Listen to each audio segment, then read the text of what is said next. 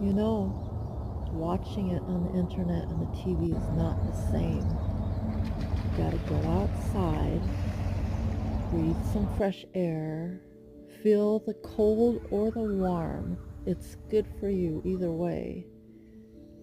And being outside and seeing these creatures and these flowers and everything that the beauty that God has put on earth for us, touching it and seeing it up close is a completely different experience.